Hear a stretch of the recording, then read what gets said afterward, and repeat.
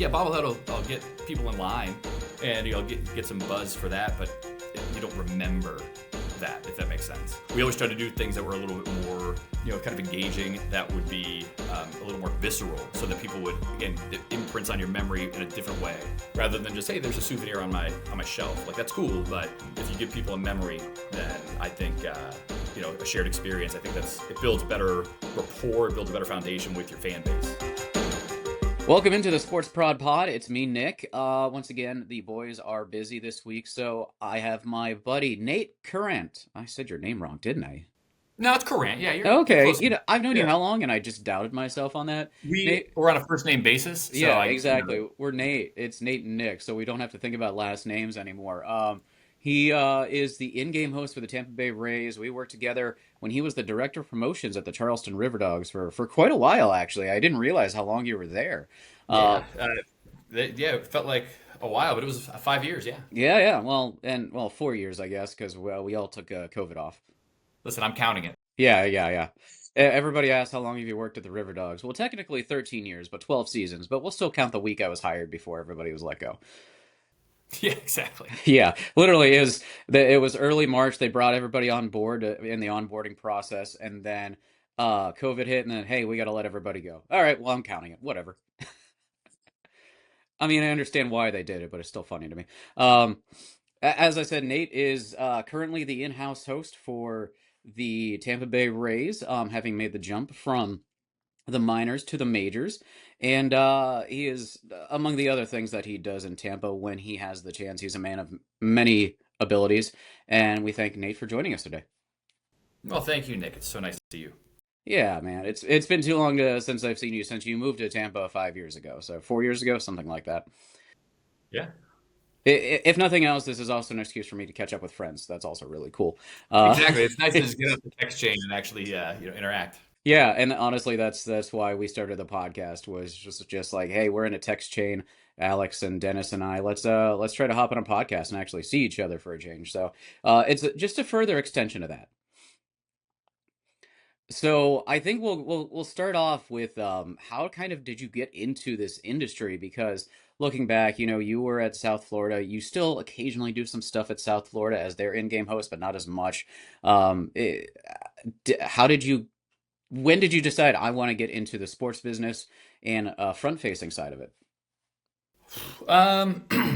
Is that the how long do we have?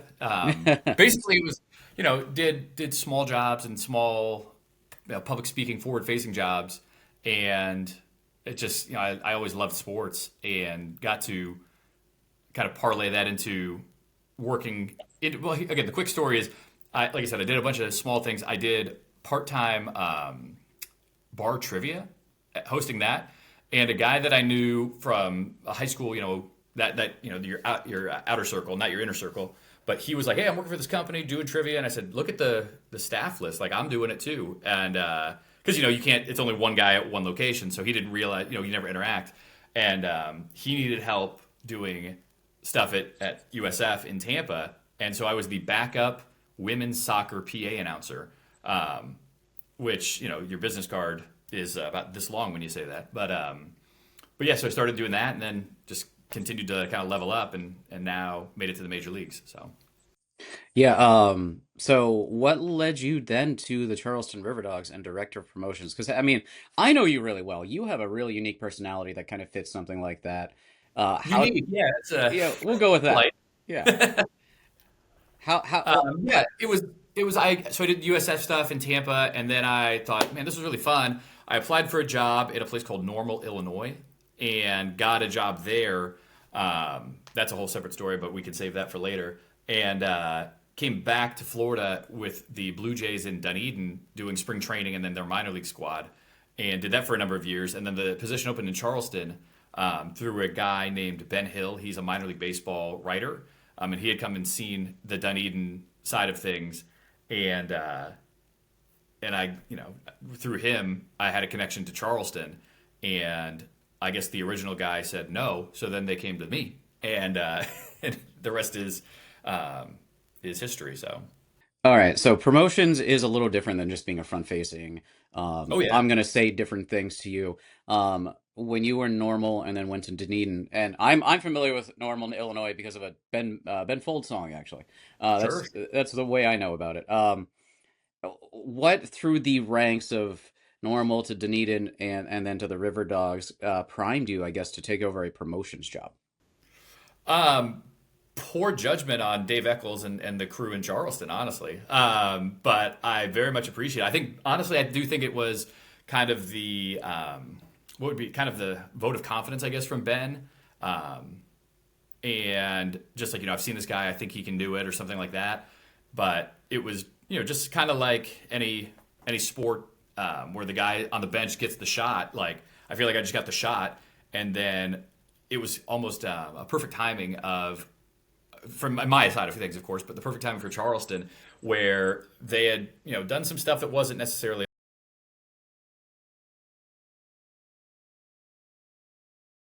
And so when I sat down with them to start, they said, "Hey, look, like try some stuff," and they gave us kind of permission to fail, which was a good way to come into things because you're naturally, in my opinion, you're naturally going to, maybe it's struggle, but certainly try to get your footing. And so when right out of the gate, the kind of the prompt was try some things and see what works. We did, and you will recall probably, but like we did that first season, we did I think 12 or 13 kind of post game events on Saturday nights. Try to get people to stick around a little bit longer. Try to show them something after the game. And out of those 10, 12, whatever it was, I think maybe two were successful. Two were successful. There was a couple that were just kind of like, okay. And then there was a couple where was like, "Phew, that did not work." And but from that again, and maybe it's just the easy overlap of it being baseball, but like, you know, 3 out of 10, 3 out of 12, like that'll keep you in the game. And so then from the next year, it was like, okay, let's throw all the stuff away, compartmentalize the three that worked, and then try to build from that. And so from there, it felt like you get like I said, you get that sea legs or the roller coaster. You're like, okay, like you feel like you finally got the seatbelt on, and from there, it just kind of grew. And obviously, certainly, this is not me. There was a humongous help from a ton of people that we work with, and you know them by name. But I mean, it was fully a collaboration. I just got to put my name on a lot of stuff. What's the one you thought would for sure be a hit that just did not work out? The one, I mean, again, there's plenty.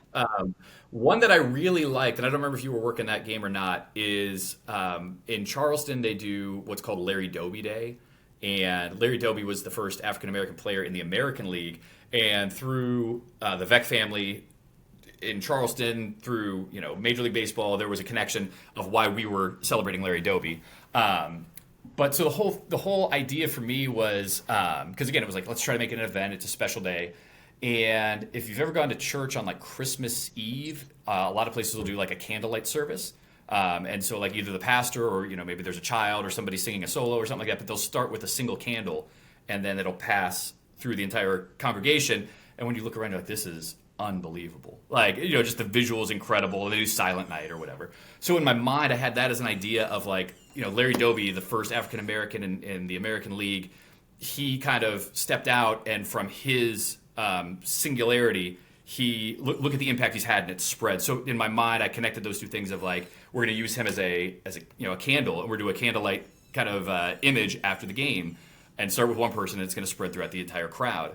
Well, in my mind, that made a lot of sense. However, we did Larry Doby Day in like late June. If I maybe it was July, but whatever. The point being, it was like the heart of summer. And there's a pitcher that you might know his name, Nestor Cortez. Well, he was in Charleston that year, and Nestor Cortez is a Major League Baseball player presently. He was a very good minor league baseball player, and so I say that to say that at 6 o'clock, 6:05 first pitch, Nestor spun a gem of like 2 hours, and 8 o'clock in late June is still daylight. So this post game candlelight ceremony certainly didn't have the effect that I thought it would. And it was a little breezy too, and it was just like, oh my gosh, like it did not work at all. But in my mind, I was thinking of this 5,000 person crowd with this beautiful imagery, like shut the lights off, and it just is incredible. And it was very much not that. Let's flip the script. You were there 5 years. There were some excellent promos that I was a part of, including ones that I missed, on Toilet Paper Day and things like that. You won some awards for it. You won the Golden Bobblehead for some of these through the years. What are a couple that really stand out as the one you're most proud of? It As may you be like see, picking your favorite kid. I don't know. yeah, which kid do you love the most? Like Yeah. it's so variable. There is, I mean, the one I think enjoyed the most. I always tell people it's kind of like art and science combined, which it's such a silly job, but that's kind of how I view it. Is you can have a hypothesis, and that's kind of the art side. Let's be creative. How can we figure this out? And then, like I said, the hypothesis turns into data, and that's where the science comes in. We had this thought. What is it actually? What is the result? And so we did like silly string night, which I'm sure you know. And so it was like 4,000 cans of silly string, and when I ordered it, and they canceled the order because they thought it was fraud, which I totally understand. Um, but so we got these 4,000 cans, and the idea was to do it at the seventh inning stretch.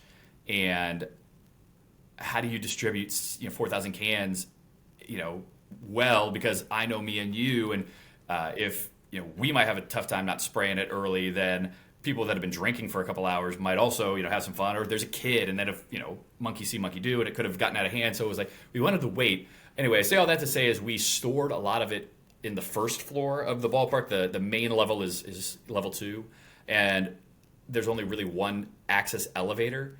And so to get all the stuff from downstairs to upstairs during the game, while it's also servicing the suite level and just the general fan trying to go up or down, it was a poor planning.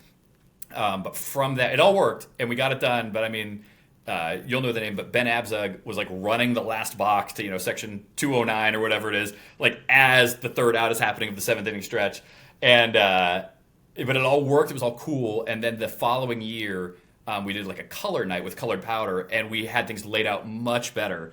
And again, just without doing it, you have your idea of how it'll work, but now it's like, oh, we have this. Like I said, this data point of this is actually not going to work very well, or we need to do this better. And so we were able to streamline it more logistically, where it was very fluid and worked out very well. And then just from the color night, then the impact of that was what a mistake we've made. It's so humid in Charleston that the powder went nowhere and sat like a cloud over the field.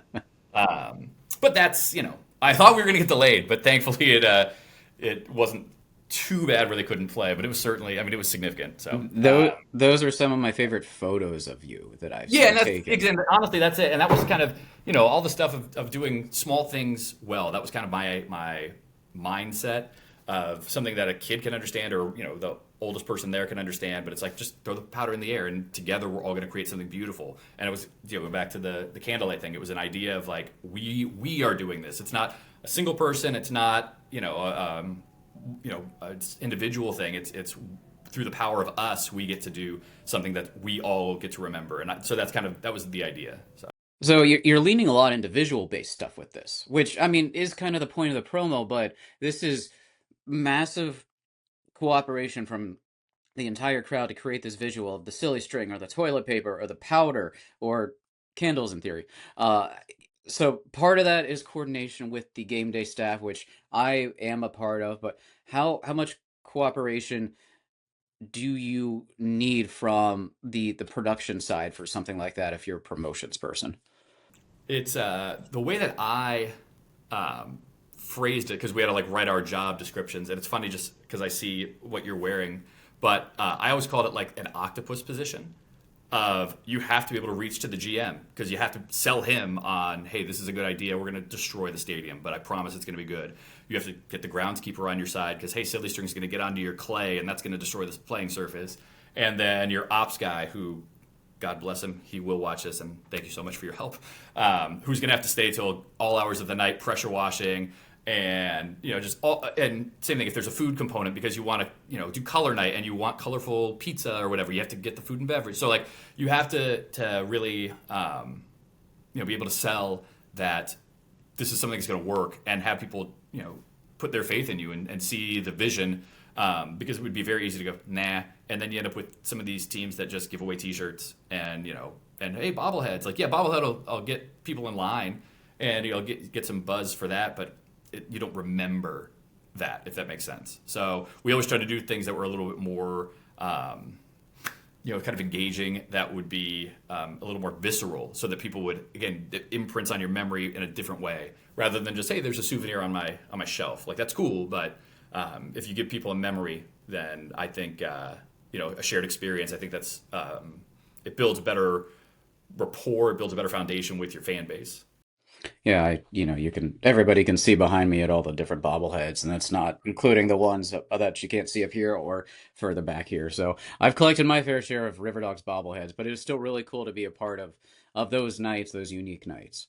Yeah. So, and again, like I said, I mean, there's nothing against that, and it's certainly easier. You know, put them at the gate, hand them when people walk in, and by 7:30 you're done. It's incredible. But yeah, it's just we did obviously we did that. I'm not saying that we didn't do that, as you know, but like it's just like I said, those significant ones are the ones that kind of put a kind of a stamp on like, hey, look what we did. So Yeah, the one that sticks out to me was before your time. I believe it was Noel Blaha, now the AGM of the Jacksonville Jumble Shrimp, did a official bobble butt, and it was like the home plate umpire bending down to sweep off the home plate, and oh, that was us. We that did it was you was the guys. bobble That wrist. was Yeah, it was the wrist. the wrist, yeah, the bobble wrist. That's what it was. Yeah. Yeah, yeah. I just remember getting the running replay that night and getting told grab as much footage as you can of the official bending over of the home plate umpire bending over for this. Yeah. Yeah, Yeah. That was again. It's like, and that was a real job. That's a real job somebody paid us for. yeah, yeah. It's great. So moving on from the River Dogs after 5 years, you've made your way back down to Tampa. You've continuously tried to get me down there, and I fought it so far. Not that Tampa is not a lovely place, but you have moved up to the big leagues, and you are the in-house host for the Tampa Bay Rays, and you've done some spring training still Yeah. for Yeah. for my Buccos. Thank you for the swag that you've sent me. Um, Yeah. um, and I think you've still done some Blue Jays, if I remember right. It's a if there's a paycheck to be had, I will try to get it. Yeah, I mean that's the name of the game, right? Uh, so what it was it like going from a basically a big part of the show in the minors to in-game host of the Rays? I mean, it's a combination of things. Just like anything, there's trade-offs. I don't have the stress. I haven't lost as much hair since starting. Um, but yeah, there's still that creative kind of itch of like, man, I've got these things bouncing in my head. I need the canvas to put them on. But I love every second of what I do, and I'm from St. Petersburg, so I grew up watching the Rays baseball team, and so like this is my fandom, and so my wife hates it but loves it because at least in Charleston, like I would work a game and then I'd come home and I watch the Rays game. So now she has to watch far less baseball because I'm already at the game watching the game I want to watch. But yeah, as far as the stress of it, there's minimal. It's fun because you just get to like same thing, kind of like doing the stuff in Charleston, but like you get to help people make memories. It's just more. This is more individualized. Of like, let's find a kid and let him be on the screen, or let's do whatever, and let this kid have the spotlight. And outside of my wife or my mother or potentially you, nobody's really there to watch me. And so you let these kids have their moment and make them the star of that point because that's what they're there for. And so yeah, I like to be able to be a conduit, especially in spring. Everybody's a little more laid back, so like you get them down on the field, and like depending on which game you're at, but like for the Rays, for example, they warm up in the outfield, but they enter the dugout from the outfield side of the dugout, and so you can bring the kid that direction and tell the kid, hey, free high fives, and then next thing you know, they're high fiving every player as they're walking to the dugout, and these are the guys that they look up to, and so it's fun. You couldn't pay for that sort of experience. Though somebody in corporate sponsorships will try, but it's so fun. It's fun to be able, like I said, to be kind of a path to let them bridge that gap to their favorite player or whatever. So, tying into the sports production aspect of things, you will be working with, and you do work with the in-house video crew. What does your typical day look like in terms of collaboration with them? We again, there's a lot of. I think everybody's my boss. I think I'm about as low on the totem pole as it gets. So we have a meeting with all of the people that are more important than I am. We have that meeting about 2.5 hours, maybe 3 hours before first pitch. And just everybody goes over everything. But again, it's all of the departments that work together. And what's beautiful about the major league side is that they have, like, again, actual people in departments.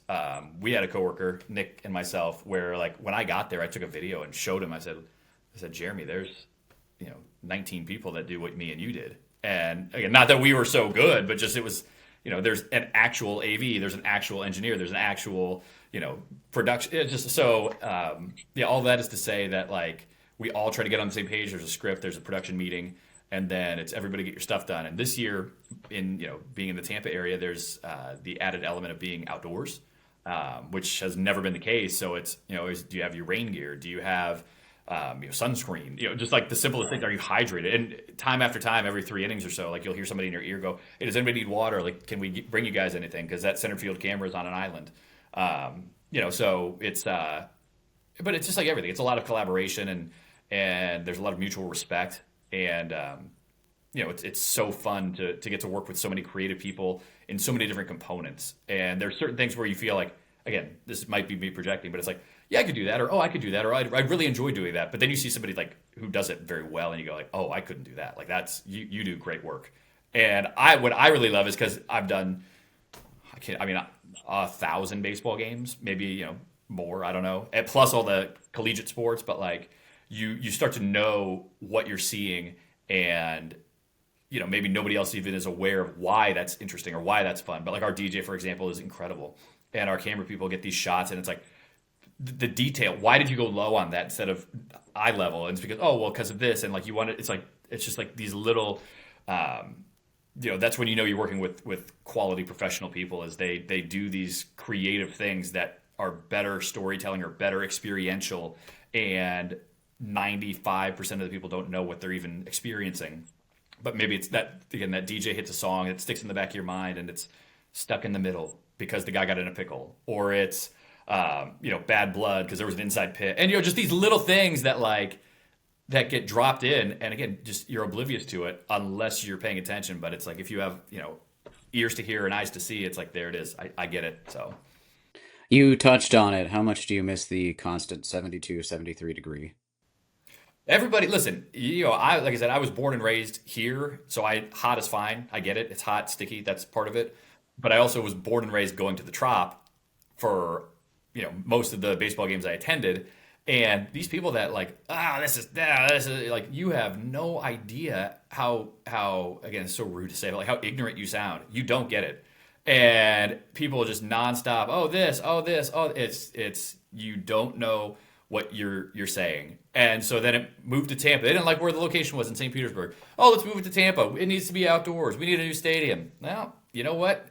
There are a few seats available from time to time in Tampa when it's such a better location for you, because it's also July and noon, and there's a chance of rain. Well, where are you? Because you didn't like when it was indoors and comfortable. Yeah, it's certainly. I haven't gotten a new quarter zip in a year. Where that used to be my easy attire. It's casual, but it's professional. So yeah, I sweat through most of my clothes on a daily basis. So it's not. This is what real work is. Ugh, don't care for that. Terrible. Like, who signed up for this? Right? Actually it's Charleston all over again. Yeah, It's just hot. it really is. Yeah. How have the amenities been at Steinbrenner Field? It's great. It's honestly, it's great. It's and again, from coming from the minor league side, it's familiar. But if you're gonna be in a minor league ballpark, the New York Yankees spring training facility is a premier. Again, I guess it is officially a minor league ballpark for the Tampa Tarpons, but it's also spring training for the New York Yankees, and it's world class. It's 10,000 something seats. There's incredible group areas. Obviously, the field is incredible condition. The clubhouse that the guys get to be in it's remarkable. And there's a few small things, but it's not a bad. But there's not as many stairs to get to certain things, or again, you have to take an elevator that is a common use elevator rather than kind of a behind the scenes where you could sneak in and out quicker. But overall, it's fantastic. You were part of the RiverDogs when they were in the Yankee system, so you did actually take trips there. Yeah. That was nice for me. I've gotten to work. So I got to work, just to go back. I got to work in Dunedin during the second COVID season, or whatever you would call it, in 21. So I got to work Toronto Blue Jays baseball in Dunedin, major league games, and then major league games in Steinbrenner Field in Tampa. So there's probably not a lot of people that have done as many major league games in minor league parks as I have, which is an odd trivia question that nobody will ask. But it was a fun realization. Somebody goes, you're probably one of the only people, maybe a handful of others, just. But yeah. So Yeah, I've got some experience from the Charleston side and then the Dunedin side as well. Yeah, that it is kind of a funny coincidence that I never put together is these are places that you had connections to, and then you get to go back later and on a professional side, which minor league baseball is professional, but you get to go and do the big leagues in the minor league parks where you previously worked. That's really unique. It is. And it's fun, and it's of course it's great. And that comes back again. A big part of that is that networking that you had the connection. I had the connection in Dunedin from years past. When we moved back, I called the guy. Said, "Hey, do you need help?" And he goes, "We need a PA announcer like today." I said, "Let's go." So that turned into the Rays job opened up. I had worked previously in other events. One off a college football bowl game or USF things here or there, and just any networking I could do of saying, hey, just get me in the door. If I don't get it, I don't get it, but like at least let me get that shot. Get up to the plate and take a swing, and it worked out, and it's been working out for a few years now, which is I feel very fortunate. And I know you've you've shown me some photos or I've seen them online of the unique experience of working with some of these guys in the Yankee system or the Ray system, and then they are in the majors and you get to see them again. What is that experience like?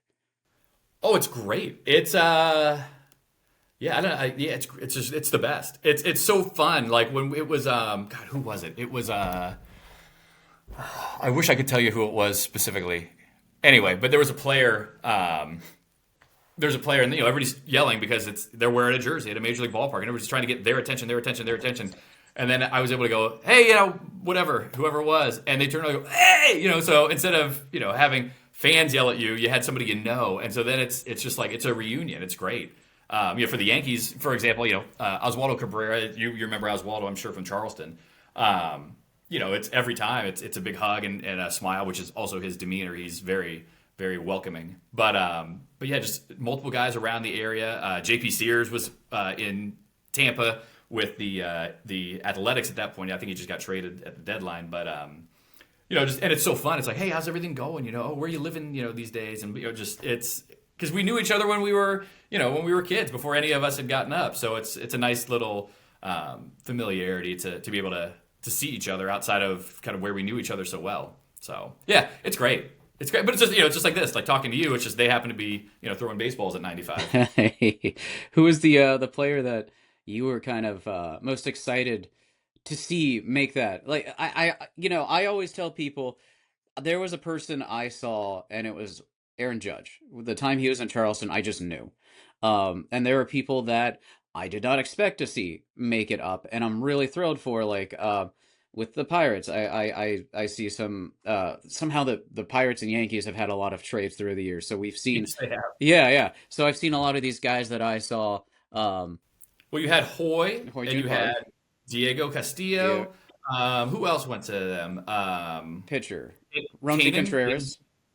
Yeah. Uh, Contreras went there. Yahure. Do you remember Miguel Yahure? yeah, uh-huh. He went there. Yeah, I mean, a number of Charleston players went there. And so, but these are not guys that really stuck out as players that I would say, hey, these are guys going to make it. So it's been really cool to see them make that trek. Yeah. Who's that kind of player for you that you just really liked? You didn't know that they would have that future, but were happy to see.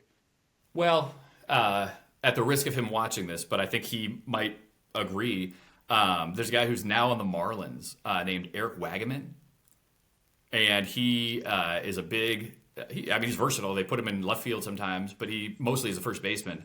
But he was a guy who I don't remember exactly when he came up to Charleston, but like he bounced around, and I don't think, respectfully to him, I don't think he did particularly well in Charleston, but somehow he stuck around. And next thing you know, like I saw him in spring training one year with the Yankees, but then I think he got like DFA'd or something to that effect.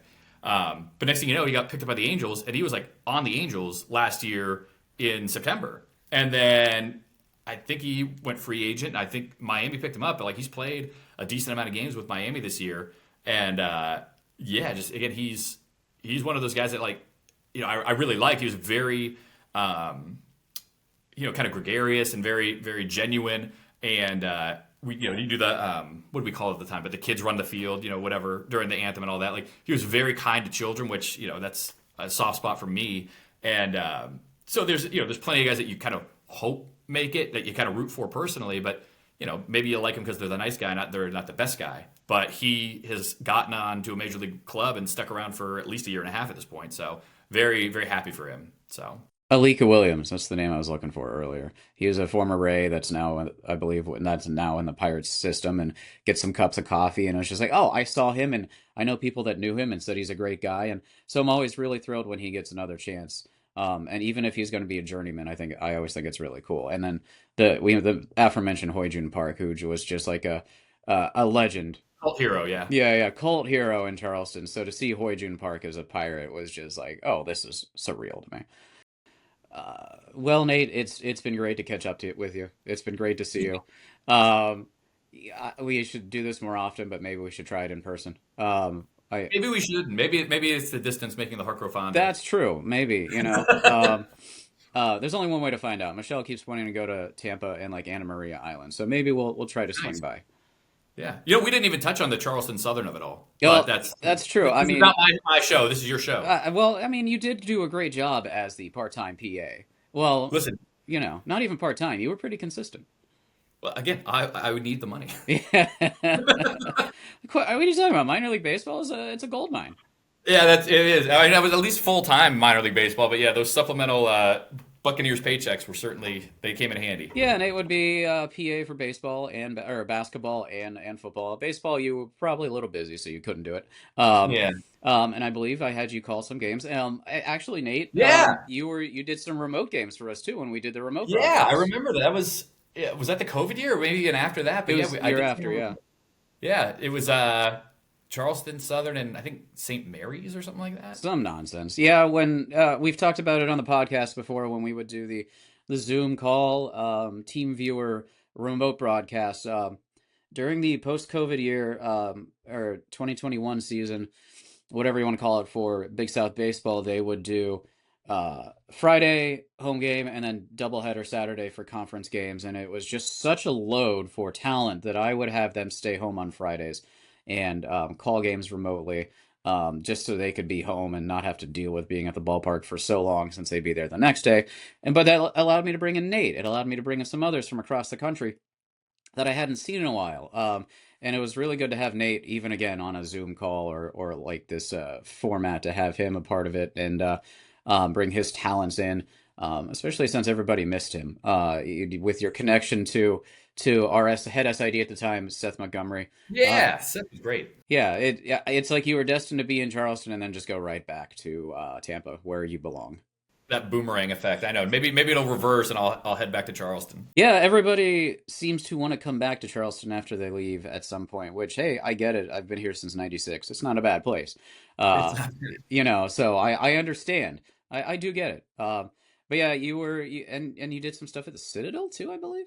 Yeah, again, anywhere, which was great. And that's down here in this area, again, like you mentioned the Pirates and the Blue Jays. There's the Philadelphia has their minor league squad here. So, like, there's plenty of teams to work with baseball wise. And in Charleston, it was, the Citadel, Charleston Southern, even the College of Charleston, all right there. So there were some places to, and the Battery, plenty of places to kind of hook on and do some one off freelance work. So, plus the high school stuff, yeah, through you actually, I got plenty of paychecks. I owe you, a very inexpensive bottle of maybe Bud Light. Who's our sponsor? Miller Lite, Yeah, Coors Light. we're working on sponsorships. Don't worry. Yeah. All right, I'll When give you a bottle of water. I'll give you an Aquafina. yeah, there you go. Once we get one, I'll let you know the sponsorship, and we can Please work do. something out between us. Yeah, it's always open. So if anybody's listening out there, please. The Is sport. anybody listening? Please, is anybody listening? I get the numbers, and people are. People, hey, we'll People take are. it. Thank you So so much for your time. I'm pleased considering we're a small niche podcast that is bi-weekly, so in an industry that is obviously always growing, but it is its own industry. It's not a general like my popular ones that I listen to are doughboys that talk about fast food or podcast The Ride that talks about theme parks. We're not exactly those guys with our industry. So for what it is, and considering we're essentially less than a year old, considering with the break that we took, I'm happy with viewership and listenership. Well, good. And you've done a better job of lighting than I have. I noticed that. I'm very gray. I have a lamp right here, so you can see me cover it, and then I've got a big old LED light from my ceiling fan above me. Yeah, I've got a kitchen light here, and it's got a cool lampshade on it, so it's spiraling around as you get epilepsy. Oh yeah, perfect. Yeah, Yeah, and that's gonna good be trigger warning on this yeah, that's gonna be episode. what everybody needs for the social clips that'll go out on Instagram and TikTok and well, TikTok's already epilepsy central, so it's fine. That's fair. Yeah. Well, Nate, thank you, On man. that note, Yeah. On that note, on serious health issues, Nate, it's been a pleasure, buddy. Thank you so much for likewise, joining me. Is there of course. anything coming up other than Ray's homestands that you want to talk about or plug, or any other memories you want to share before we head out? No, there's one more homestand of the regular season, and fingers crossed, a couple more games after that. But it would be a story akin to our game 162 if we can make the playoffs this year. But you never know. Maybe this is ring season. We'll find out. How are we always already at the end of the season, man? So you say the end is it's in the majors, man. It's brutal. There's such a long season. I love it, but it's spring starts late February. Yeah. Season goes in October. Like there's not many days off. So. Yeah, I Which filling my in. wife is what tells me. I wouldn't. I think it's great, but she tells me there's a lot of days. There's a lot of nights when you're not here. I keep getting reminded. Yeah, yeah. And if Uh, she were to watch this, she would appreciate that. But certainly, this is not her style. yeah, she's definitely not going to. She's sick of me already. So I when I was doing the stuff with the River Dogs, filling in for Connor as the as like essentially the game day ops guy for those two homestands, I kept telling people, and the kids these days don't know better, which God makes me sound so old, but I miss the old MILB schedule, the 3 on, 4 off, etc. Yeah, and I don't like this 6 on, 6 off. a week, a week, a week, a week, Yeah, and then sometimes you get those back to backs. yeah. Like, oof, yeah, Sometimes you get an entire month where you get 1 week without a game because you've got 6 on, 6 off, 6 on, 6 on, and it's horrible. I don't like it. I get it. Logistically, it makes a lot more sense. Financially, it makes a lot more sense. yeah. But oh man, it's such a grind. But the people that I was working with literally didn't know anything else. It's all they knew, and so to them, it's nothing. It's weird. And then again, it's like there is such charm to getting to do it, and I love it again. And then if they call, I would have a conversation. Yeah, maybe we'll go back. But it's those hours, man, are rough, Yeah, rough, rough, rough. yeah. And so you stop seeing color after 7 games in a row, and you never see your family. You have to leave letters on the table like, "Hey, I'll see you eventually." The long Civil War era letters of Yeah, back into the exactly, battle again, exactly. my dear, and hope to Exactly. return And then there's victory. rain, and so God, just you're already there late. Now there's rain, and your shoes are wet for 15 hours a day, and it's a Yeah, lot. because you're not there just to do game days. Because if you are in that game day position, you're also doing creative. You're also doing player intros. You're also like there is no just one position. It's not like you're just showing up and doing a game. You are clocking in at 9, 10, 11 a.m. and then going until 10, 11 p.m. Oh, at least. And again, to be fair to like Charleston does a nice job. Or at least again in my time, I'm sure it's still the same way. But like in the way that they staff and how they try to work in different days off for people with families and just people who don't have families. But like they give them nights off here and there. And there are a decent amount of people that are working there full time. It's some of the smaller places where it's like, God bless you. There's 7, 8, 10 people on staff, and it's just like not only are, like you said, are you the tarp crew, you're also lining the field and cooking the hot dogs, and it's like, holy cow, like dude, you got too many jobs. So Yeah. Well, Nate, for sure this time, third time's a charm. We will wrap this up. please get out, Yeah, leave. I got wrap things to it up. do. You got things to do. You got kids to catch up with. No, I've got a dog waiting for me behind the door over here, so that I Here's can't. your podcast. Put a clock on here. Let's go. Uh, Hit the horn. yeah, we're done. All right, Nate, buddy, thank you so much for joining us on the Sports Prod Pod of this episode. This is episode 14. We'll be back again soon. Hopefully, the boys will be with me again. Until next time, good night, Satellite.